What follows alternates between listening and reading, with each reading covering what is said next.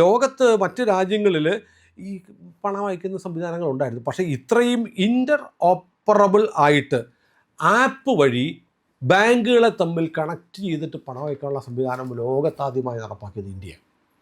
മറ്റ് രാജ്യങ്ങളിലുണ്ടായിരുന്നു. ഇപ്പോൾ ചൈനയിൽ അലിപേ ഉണ്ടായിരുന്നു, വിചാറ്റ് ഉണ്ട്, പേചാറ്റൊക്കെ ഉണ്ട്. പക്ഷേ അതിൻ്റെ പ്രത്യേകത എന്തറിയോ?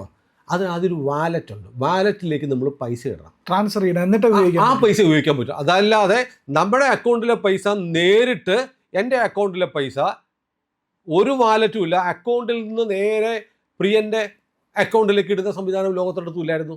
ഈ ചൈനയുടെ അലിപ്പയും വിചാറ്റും പേചാറ്റും ചെയ്തിരുന്ന ആദ്യമേ നമ്മൾ എന്ത് ചെയ്യണം? എനിക്കൊരു SBI അക്കൗണ്ട് ഫെഡറൽ ബാങ്കിലുണ്ട്, SBI അക്കൗണ്ട്.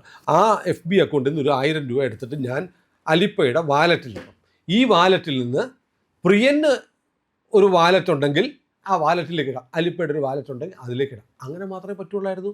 നേരത്തെ നമ്മുടെ ഇവിടെ എയർടെൽ മണി എന്നൊക്കെ പറഞ്ഞിട്ട് നമ്മുടെ മൊബൈൽ കയറി ചെയ്തു. എയർടെല്ലിൻ്റെ ആ വാലറ്റിലേക്ക് പൈസ ഇടുക, പ്രിയന് എയർടെല്ലിൻ്റെ വാലറ്റ് ഉണ്ടെങ്കിൽ അതിൽ നിന്ന് പൈസ അയക്കായിരുന്നു. പക്ഷേ അത് മാറിയിട്ട് എന്താ ചെയ്യുന്നത്?